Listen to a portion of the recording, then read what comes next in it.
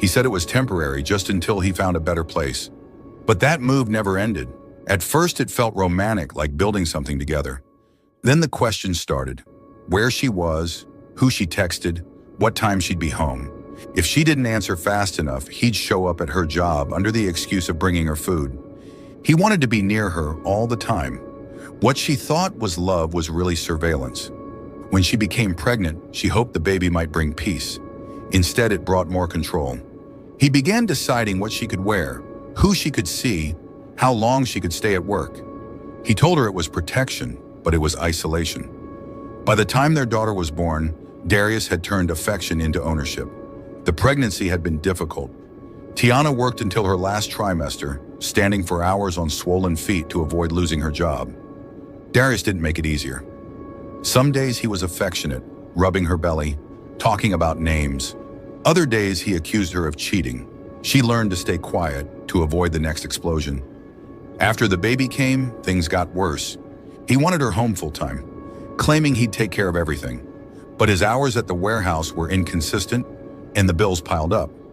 When she said she needed to go back to work, he accused her of caring more about money than family. She tried to explain, but there was no reasoning with someone who wanted control, not partnership. For months, she lived in constant tension, between exhaustion and fear, between wanting peace and fearing what peace would cost her. The breaking point came when Ava was 6 months old. One evening, after another argument that turned into shouting, Darius punched the wall beside her head. He didn't hit her, but the message was clear. That night, while he was asleep, she packed a bag, grabbed the baby, and drove to her cousin Jasmine's apartment across town. Jasmine didn't ask questions. She cleared out the spare room and told Tiana they could stay as long as they needed. For the first time in months, Tiana slept through the night. She felt safe, but only on the surface. She checked the locks 3 times before bed. Every car that slowed down outside made her glance at the window. Freedom came with fear. At first, Darius called nonstop. When she didn't answer, he texted. First apologies, then insults. He promised to change.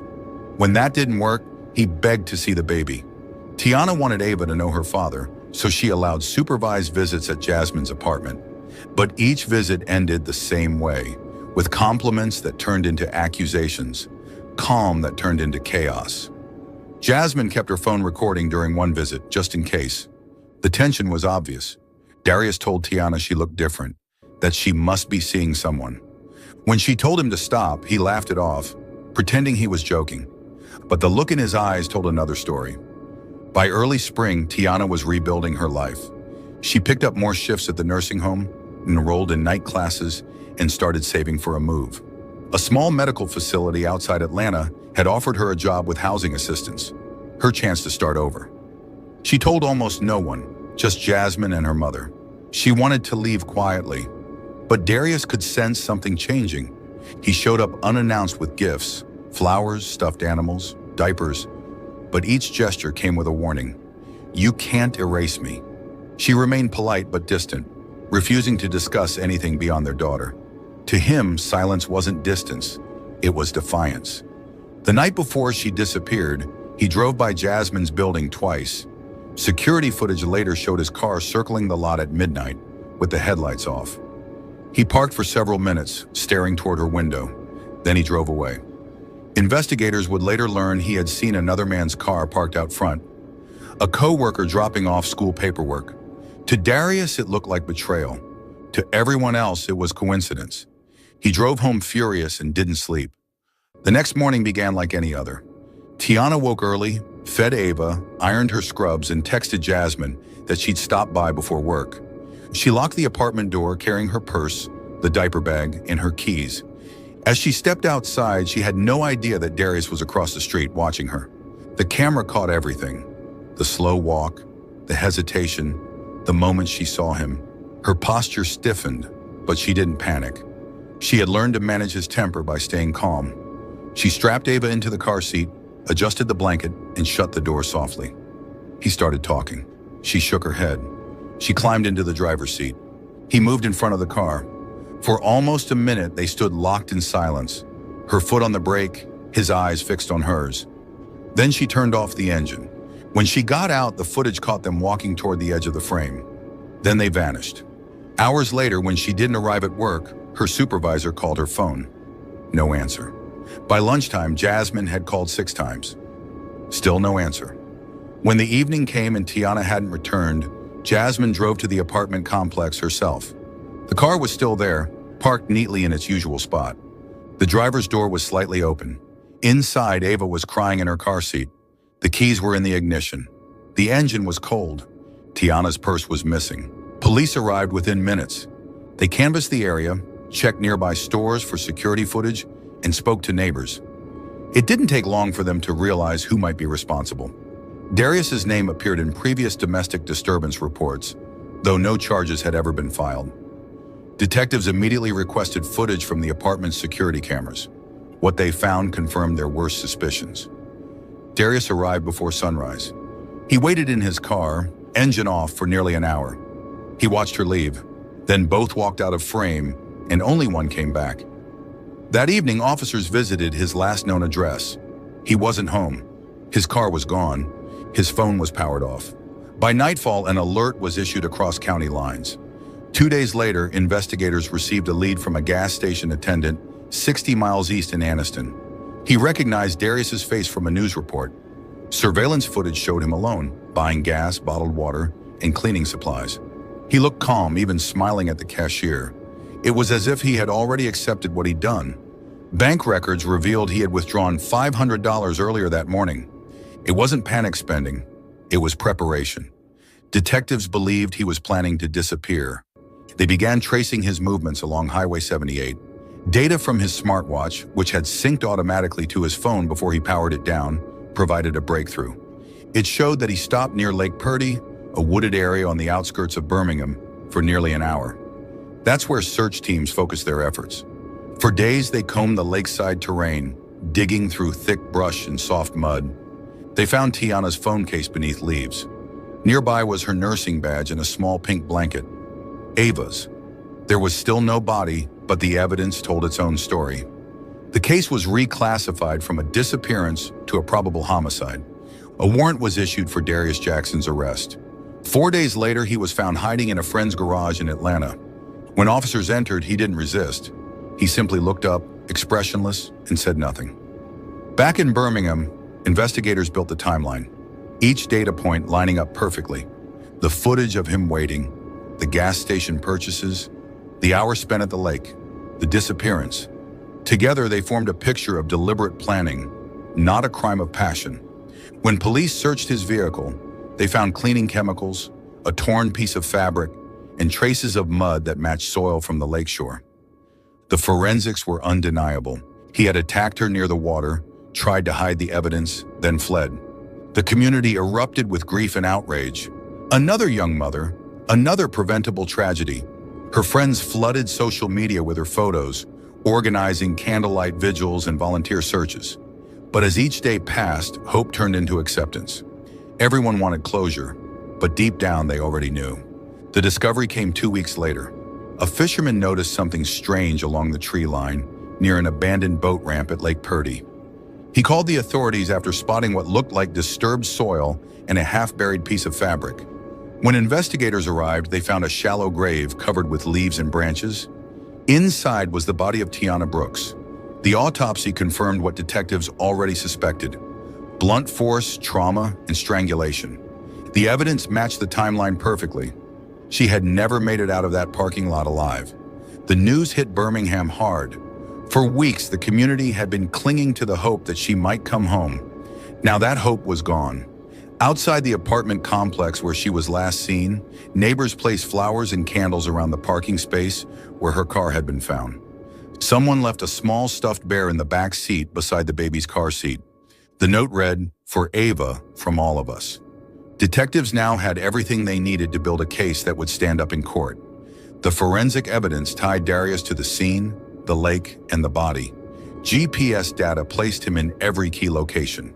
The cleaning chemicals and soil samples from his car matched what investigators collected near the shoreline. And the gas station footage showed him acting calm and deliberate. Proof that this wasn't a moment of rage. It was planned. As detectives pieced together the final hours of Tiana's life, they also uncovered how long Darius had been preparing for this. They discovered he had created fake social media accounts to monitor her activity after she left him. He commented under posts from mutual friends using other names. He tracked her locations through tagged photos. And under her car, investigators found a small magnetic tracking device, bought online, installed weeks before her disappearance. He wanted to know where she was, every minute of every day. When the district attorney reviewed the evidence, the conclusion was clear. This wasn't just domestic violence, it was premeditated murder. The indictment listed multiple charges: first-degree murder, kidnapping, and obstruction of justice. The trial began almost a year later, and the courtroom overflowed with people who had followed the case since day one. Reporters filled every seat. Victims' rights advocates stood outside holding photos of Tiana, her face framed by soft curls, smiling beside her daughter. Her family wore matching shirts that read, "She deserved peace." For them, this wasn't just a case, it was the final chapter of a nightmare they'd been forced to live in public. Prosecutors presented the story like a timeline frozen in evidence. They played the apartment complex surveillance footage for the jury. They showed how Darius's car arrived before dawn, how he waited, how he stepped out to confront her. Then the image cut off where she vanished from view. The silence that followed was heavier than words. They showed his bank withdrawals, his gas station receipt, the cleaning supply purchases, and the smartwatch data that placed him at the lake. Each piece was another nail in the coffin of his defense. Forensic experts testified about the soil under his car, the chemicals in his trunk, and the DNA found on the blanket near the water's edge. Every fact built a single unbroken chain from that parking lot to the grave at Lake Purdy. The defense tried to paint a different picture. A man who lost control, who made a tragic mistake in the heat of emotion. But the prosecutors countered with methodical precision. They reminded the jury that he had waited for her, brought cleaning supplies, and withdrawn cash before the crime. This wasn't a loss of control. It was a plan executed step by step. Throughout the trial, Darius sat motionless. He rarely looked up. He didn't speak except to whisper to his attorney. When the verdict was read, he showed no reaction. Guilty on all counts.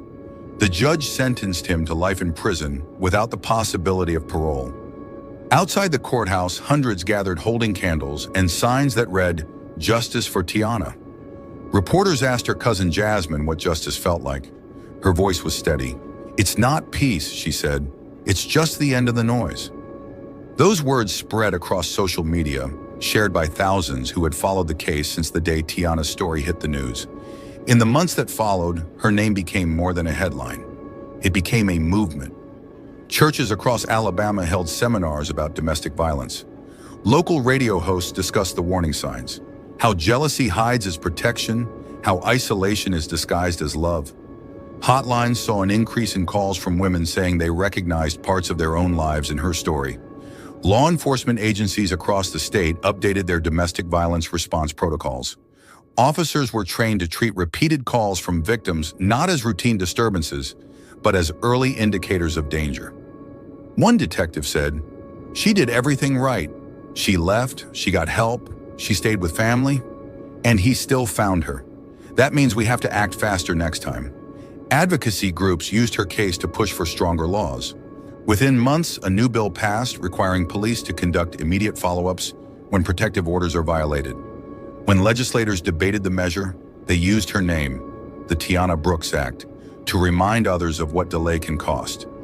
At the nursing home where she once worked, her co-workers placed a framed photo of her in the staff lounge. Beneath it, someone taped a handwritten note that read, "We'll finish what you started." The patients remembered her as the young woman who hummed while changing their bandages, who always said good morning even after a long night. For them, she wasn't a victim. She was the caretaker who made them feel human. Jasmine kept raising Ava. The little girl grew up surrounded by the same love her mother once gave others. She had her mother's eyes and her father's quiet stare, though family members said the resemblance stopped there. Every weekend, Jasmine took her to Lake Purdy, to a small memorial bench placed near the water. On the bench were engraved words chosen by Tiana's mother, "Free at last." Over time, the bench became a place where strangers left flowers, ribbons, and small children's socks. Some came because they'd read about her story. Others came because they knew someone like her. It became a gathering space for truth, a quiet place to remember how quickly love can turn into danger. Detectives who worked the case said it changed how they viewed domestic violence. One officer said that when he looked at that CCTV footage, the moment Tiana turned off the car and stepped out, he realized how silent danger can look. No shouting, no struggle, just a quiet decision that ended everything. The story spread far beyond Birmingham. National networks featured her case in documentaries. Podcasts broke down the digital evidence that led to Darius's capture. But for her family, every retelling was a reopening of the wound. They didn't need to watch the footage. They already lived every frame of it. Years later, the memorial bench still stands by the lake. Its surface has weathered rain and sun, but the engraving remains sharp. Visitors often say that when the wind moves across the water, the flowers tied to the bench ribbons rustle as if whispering. People call it her voice, a reminder, gentle but firm. Ava is older now. She knows her mother's name. She points to photos and says, "Mama," with pride. As she grows, Jasmine and the family tell her the story carefully. Not about the violence, but about the strength. They say her mother was brave, that she wanted a better life, that she never gave up.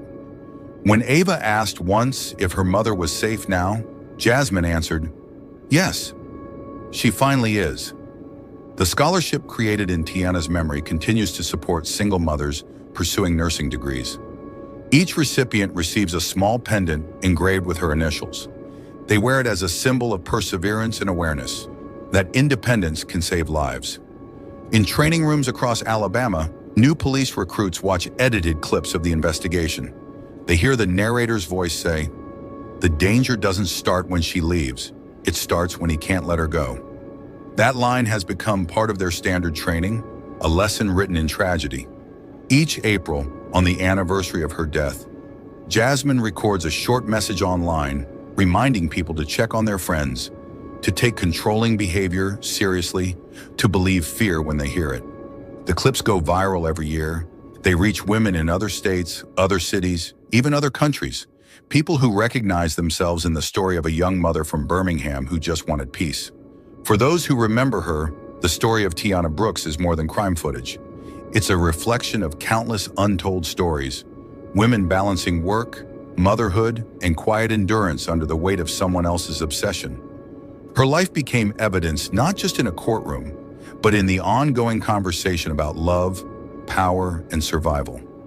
When the sun sets over Lake Purdy, the water reflects orange light across the bench that bears her name. Flowers drift along the surface, carried by the wind. Visitors often say it feels peaceful there, not the kind of peace that comes from forgetting, but the kind that comes from remembering why her story matters. Tiana Brooks was a nurse, a mother, a friend, and a survivor until her final breath. Her story didn't end in that parking lot. It continues in every woman who sees the warning signs and walks away before it's too late. In every officer who responds faster. In every law rewritten in her name. She left behind a lesson carved into the collective memory of a community. Control is not care, jealousy is not love, and silence is never safety. Her life began with hope, ended with heartbreak, and continues as a reminder that even in tragedy, truth can save others. And when the wind moves through the trees by the water, the sound feels like what she wanted most from the start. Peace. Thank you for watching. Subscribe, like, and share, and stay tuned for more stories.